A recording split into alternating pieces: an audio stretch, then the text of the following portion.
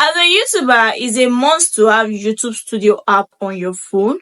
We all know we use YouTube Studio to check the video revenue, to check video analytics, your general analytics. You use the app to still check it. You check the geographical area of people watching your video, if they are from Nigeria, if they are from UK, if they are from USA.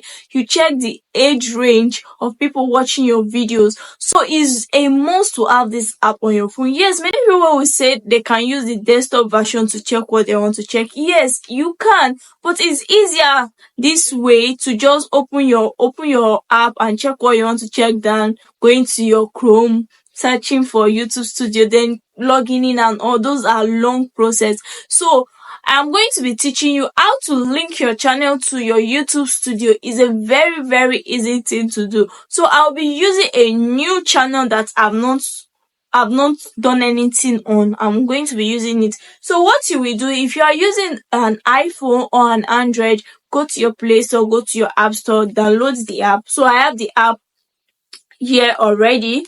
So I'll just start. Go to your YouTube Studio, you click on the app, then you select the channel you want to link. So let me just use the one I've not linked before.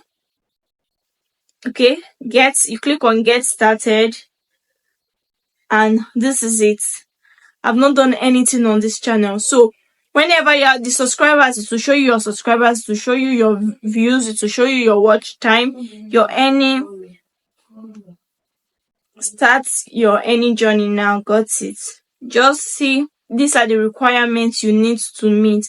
And if you have not yet done your two-step verification, please do it. It's very important for your channel. So your analytics, whenever you have analytics, this is where it shows your content. If you have posted any content, this is where it's going to show your community. Whatever post you have posted, this is where it's going to show. So as I said, it's very easy to use this to check out the growth of your channel.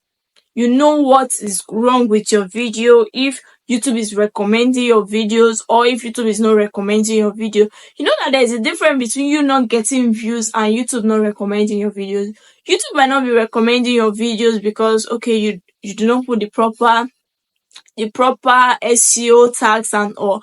But YouTube might be recommending your videos and you are not getting views. That one is maybe your content, or because you are new, you are just still growing, people are still trying to check you out, and that is it. So we have come to the end of today's video. If you learned one or two things from this video, please do well to like the video, comment on the video, and once again, subscribe to the YouTube channel. Bye. See you in my next video.